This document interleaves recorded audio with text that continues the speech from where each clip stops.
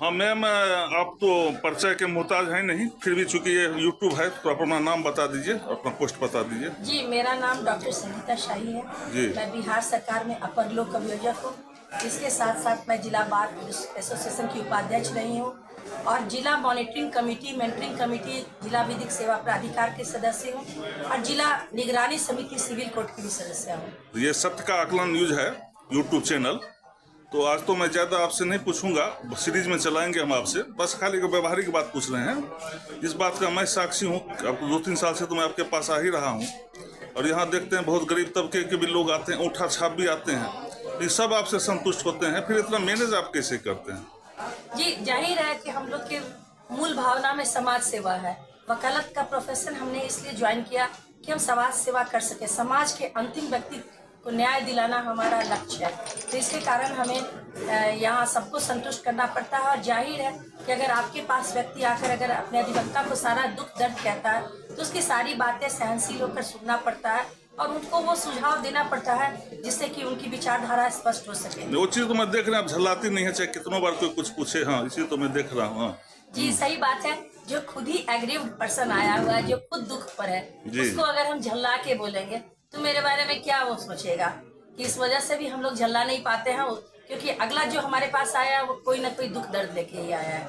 किसी को किसी का पति प्रताड़ित कर रहा है, किसी को पत्नी प्रताड़ित कर रही है, किसी का भाई संपत्ति हड़प रहा है, कहीं चेक बाउंस का मामला है, तो कंज्यूमर फोरम का, इलेक्ट्रिसिटी का, क्योंकि सारे मामले हम ये लोग देखते हैं। अभी तो सबसे ज्यादा भीड़ फैमिली कोर्ट में देखा जाता है। जी, फैमिली कोर्ट के अलावा भी एक्साइज में और पॉक्सो सबसे ज्वलनशील मुद्दा है। अभी पॉक्सो में छोटी छोटी बच्चियों के साथ न्याय दिलाने में काफी कठिनाई होती है। तो जाहिर है कि अगर हम किसी भी तरह से उनको अब्यूज कर रहे हैं, झल्ला के कुछ भी बोल रहे हैं, तो जाहिर है कि वकालत पेशे की गरिमा प्रभावित होती है। एक बहुत कॉमन समस्या है, चूंकि हम लोग भी थाना वगैरह जाते रहते हैं, जो पब्लिक भी कहते हैं कि पुलिस के लिए कॉमन हो गया है कि एफआईआर में जो धारा लगना चाहिए वो नहीं लगाएगा, जो लगना चाहिए वो लगाते हैं अपना प्रभाव देख करके, या जिस कारण से। जी, एक्चुअली हो क्या गया है कि अभी पुलिस वालों की भी ट्रेनिंग होनी जरूरी है, क्योंकि पहले आईपीसी, सीआरपीसी कुछ जानबूझ के भी करते हैं लोग, जानबूझ के समझ रहे हैं कि धारा लगना चाहिए लेकिन नहीं लगाते। नहीं, तो उसका भी निदान है। अगर वहाँ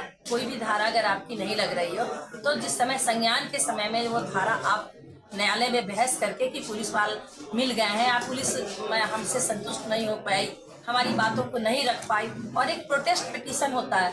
अगर किसी भी को ये लग रहा है कि पुलिस ने सही धारा नहीं लगाया तो एफआईआर होने के तुरंत बाद न्यायालय में आके विरोध पत्र दायर कर सकता है और विरोध पत्र पर ही संज्ञान होगा और जो धारा अगर उसमें एप्लीकेबल होगी, मटेरियल आएगा। जैसे कभी कभी मैं आपको इलस्ट्रेशन दे दूं, 307 का मामला बनता है और पुलिस उसको गंभीर नहीं लगाती है, 324 से लगा देती है, 324 लगाती है, 25 लगा देती है, 26 तक लगा देती है। तो 307 का जहाँ अगर उस वक्त नहीं लगा तो फिर संज्ञान के समय में सारी डायरी देखी जाती है, उसमें जो भी अपर लोक अभियोजक बहस करते हैं, न्यायालय को संतुष्ट करते हैं और न्यायालय खुद भी संज्ञान लेती है कि नहीं, इनके साथ पुलिस ने अन्याय किया है, मैं फलाने धारा। और एफआईआर में नाम जो छोड़ देते हैं जानबूझ के पुलिस, हाँ, तो उसके लिए भी अगर आपको लग रहा है कि चार्जशीट में छोड़ देते हैं एफआईआर या चार्जशीट में, तो आप आवेदन वरीय पदाधिकारियों के पास दे सकते हैं, आप न्यायालय में दे सकते हैं।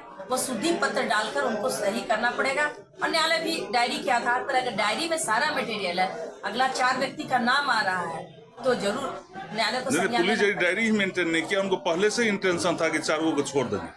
तो फिर यहाँ न्यायालय में तो आके वो जुट जाएगा। यहाँ तो न्याय, अंतिम न्याय तो न्यायालय में मिलता है। बस एक छोटा सा और सवाल को पूछ रहा हूँ मैम, जब चार्जशीट हो जाती है, जैसे 325 जैसे धारा में आईपीसी 325 या तो बीएनएस हो गया है, तो कितने दिन के बाद कोर्ट कॉग्निजेंस लेते हैं उसको संज्ञान? जैसे चार्जशीट आई है उसके अभी सभी की समय सीमा है, 21 दिन के अंदर में न्यायालय को संज्ञान लेना है। पहले था कि चार्जशीट आती थी, महीनों पड़ी रहती थी, सुनवाई होता था, लेकिन इस बीएनएस में और बीएनएसएस में समय सीमा हर चीज का निर्धारित कर दिया गया है। ठीक है मैम, बहुत बहुत धन्यवाद, मैं आपका सीरीज में चलाऊंगा। और भी बता दो कि इसमें जो भी डायरी में प्रगति है वो इन्फॉर्मेंट को, अनुसंधानकर्ता को बताते चलना है। पहले इन्फॉर्मेंट को, सूचक को पता ही नहीं रहता था कि मेरे केस में क्या हो। मेरे संज्ञान में एक बात है कि सर चार्जशीट सबमिट हुए लगभग 7-8 महीना हो गया है, उस पर आईपीसी 325 जैसे धारा, लेकिन अभी तो उस पर संज्ञान तक नहीं लिया गया। अगर वो उच्च न्यायालय, माननीय उच्च न्यायालय की शरण लेंगे तो संबंधित न्यायालय को दंड जुर्माना भी हो सकता है और उनकी जो